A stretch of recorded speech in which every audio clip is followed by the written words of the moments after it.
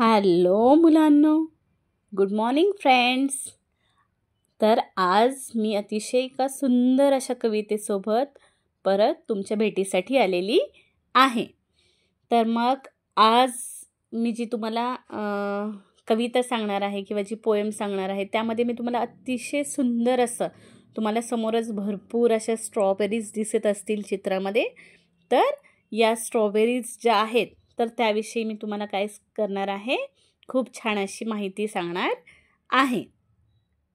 तर ही फक्त कविता नाही आहे, तर ही कविता जी आहे त्यामध्ये तुम्हाला निसर्गाच्या एकदम गहन अशा दुनियेमध्ये ते तुम्हाला घेऊन जाणार आहे, की जिथे आपल्याला वनस्पती दिसतात आणि त्या सहजासहजी कुठेही उगवतात, म्हणून त्याच्या चवीमध्ये कधीही बदल होत नाही. स्ट्रॉबेरी जितकी आकर्षक बागेमध्ये दिसते तितकीच आकर्षक जंगलात, ओढ्याजवळ, नदीजवळ जिथे कुठे ती उगवते तिथं ती आपल्याला तितकीच सुंदर अशी भासते. आणि कवीने या कवितेतून तुम्हाला हा एक मेसेज दिलेला आहे की ह्या कविते इतकंच आपल्याला स्वतःला खूप साधेपणाने राहता यायला हवं, असा एक खूप मौल्यवान असा संदेश कवीने आपल्याला काय केलेला आहे या कवितेत स्ट्रॉबेरीच्या निमित्ताने दिलेला आहे. की आपलं रोजचं जे आयुष्य आहे, जे जीवन आहे ते अगदी साधेपणाने, अगदी या निसर्गाप्रमाणेच आपण घालवायला हवं. त्यांना ज्याप्रमाणे कशाचाही अभिमान, गर्व नसतो, ते जसे जंगलातही साधेपणाने उगवतात आणि बागेतही तितक्याच आकर्षक दिसतात, मात्र त्यांची चव जी आहे तर ती देखील तेवढीच सुंदर असते आणि दिसायला त्या कुठेही उगवल्या तरी तितक्याच आकर्षक अशा असतात. आणि त्याचा गोडवा जो आहे, त्याचा गोडवा ह्या त्याच्या बाह्य आवरणावर नाही, तर त्याच्या आतल्या त्या गोड रसावर आहे. तर कवीने या कवितेत हेच सांगितलेलं आहे की बाहेरच्या सजावटीला किंवा त्याला कुठल्या मसाल्याची गरज नाही. कवी म्हणत आहे की ज्याप्रमाणे या स्ट्रॉबेरीला ती वनामध्ये उगवते, ओढ्याजवळ उगवते की कशाजवळ उगवते हे महत्त्वाचं नाही. त्याला कुठल्याही साखरेची गरज नसते, कुठल्याही मसाल्याची गरज नसते त्याच्या सुंदरतेसाठी.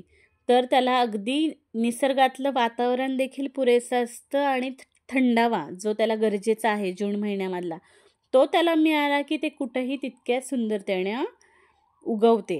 त्याचप्रमाणे आपलं आयुष्यही इतक्याच सहजपणे आपल्याला घालवणं गरजेचं आहे. आणि कवीने कवितेतून हाच निरोप आपल्याला दिलेला आहे की निसर्गाच्या साधेपणात असलेली जी गोडी आहे तिची कदर करा, आणि हेच खरं आपल्या निसर्गाचं सौंदर्य आहे. आणि त्याचप्रमाणे आपल्या स्वभावामध्येही याच पद्धतीचा गोडवा आणा, व्यक्तींची कदर करा, हेच आपल्याला कवीने या कवितेच्या निमित्तातून सांगितले.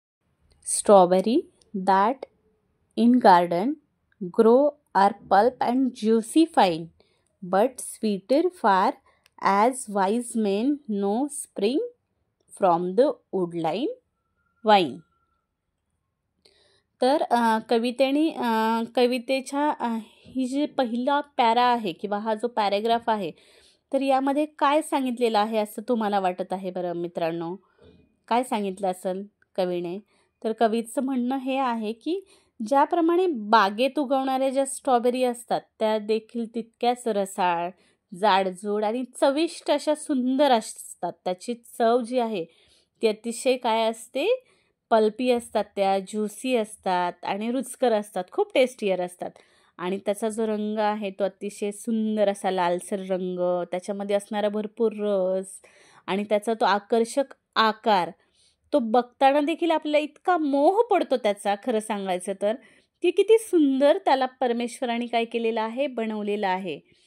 तर खरे ज्ञानी लोक जे असतात की नाही, तेच खरं जाणतात की यापेक्षा गोड, साध्या आणि नैसर्गिक चवीची स्ट्रॉबेरी जंगलातील वेलीवर देखील उगवते. म्हणजे सगळ्यांचं म्हणणं असतं की बागेत उगवणारी स्ट्रॉबेरी, जंगलामध्ये उगवणारी स्ट्रॉबेरी आणि ओढ्याजवळ उगवणारी स्ट्रॉबेरी असे वेगवेगळे त्यांनी प्रकार केलेले आहेत. पण असं आपण न म्हणता आपण काय म्हटलं पाहिजे की स्ट्रॉबेरी जी आहे ती प्रत्येक ठिकाणी तितक्या सुंदरतेने काय होते, उगवते, असं कवीने यामध्ये आपल्याला सांगितलेलं आहे.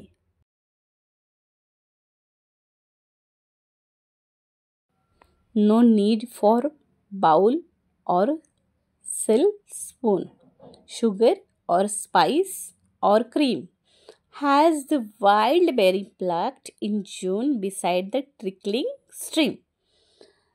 तर कवीला यामध्ये म्हणायचं आहे की जंगलातील या वन्य स्ट्रॉबेरींना चव वाढवण्यासाठी कशाचीही गरज नसते. ना कुठल्या बशीची गरज असते, ना कुठल्या चांदीच्या चमच्याची गरज असते, ना साखरेची गरज असते, ना मसाल्याची गरज असते, ना मलईची गरज असते. यांना यातल्या कुठल्याही घटकाची गरज नसते. जून महिन्यामध्ये ओढ्याजवळून वाहणारी, ओढ्याजवळ उगवणारी किंवा झराजवळ तोडली जाणारी जी स्ट्रॉबेरी आहे तिची स्वतःची अशी अनोखी एक काय आहे, चव आहे आणि चवीचा खजिना या स्ट्रॉबेरीकडे आहे. या स्ट्रॉबेरीची जी गोडी आहे किंवा तिचा जो सुगंध आहे तो इतका सुंदर असतो, इतका अस्सल असतो की त्या तोडणाऱ्याला देखील त्याचा एक वेगळाच आनंद मिळतो. ओढ्याजवळ वाहणारं जे गार पाणी आहे, त्याच्या ओलाव्यात उगवणारी जी स्ट्रॉबेरी आहे की नाही, त्याच्यामध्ये एक निसर्गाचं गोड असं सौंदर्याचं प्रतीक आपल्याला दिसतं. आणि त्याच्याच या साधेपणात आणि या जंगलाच्या गारठ्यातील गोडव्यात अशी काहीतरी खासियत आहे की ज्यामुळे जी बागेत उगवणारी जाणारी स्ट्रॉबेरी आहे त्याला मात्र अशी चव किंवा असं एक बाइंडिंग आपण म्हणतो किंवा एक असा टेस्ट किंवा एक ज्याप्रमाणे ती संकुचित वाढू शकते, पण जी ओढ्याजवळ वाढणारी आहे किंवा जी माळरानात आहे किंवा जी जंगलात वाढणारी आहे ती अशी एकदम मन खुलून जी तिचं तयार होणं असतं ते अतिशय काय आहे, सुंदर आहे. आणि मग तुम्हाला काय वाटतं बरं मित्रांनो, म्हणजे यामध्ये त्यांना काय सांगायचं आहे ॲक्च्युली, हे जे लेखक आहेत त्यांना यामध्ये हे सांगायचं आहे की जो निसर्गाच्या गोडीची आणि साधेपणाची महती सांगतो की नाही त्यालाच काय होऊ शकतं, ही कविता खऱ्या अर्थानं समजू शकते, असं कवीचं म्हणणं आहे.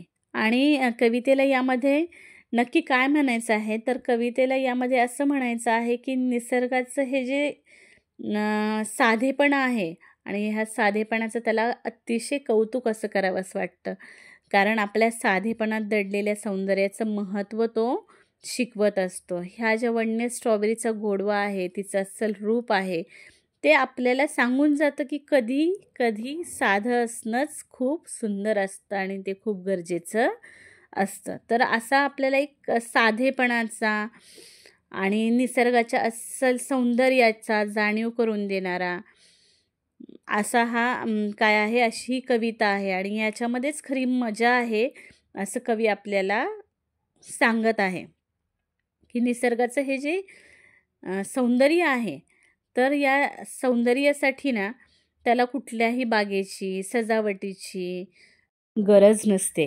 आणि ही कविता फक्त स्ट्रॉबेरीबद्दल नसून साधेपणाचं महत्त्व आणि निसर्गाचा खरेपणा आहे ना, तर यावर आपल्याला काय करते, प्रकाश टाकते. आणि जर कविता आवडली असेल, अशा प्रकारे माझी कविता तुम्हाला शिकवून झालेली आहे. आणि जर कविता आवडली असेल तर न विसरता माझ्या कवितेला लाईक, शेअर, सबस्क्राईब नक्की करा आणि तुमच्यासारख्या आणखीन अशा असंख्य कविता ऐकणाऱ्या वर्गापर्यंत माझी कविता शेअर करा. So thank you. Bye bye.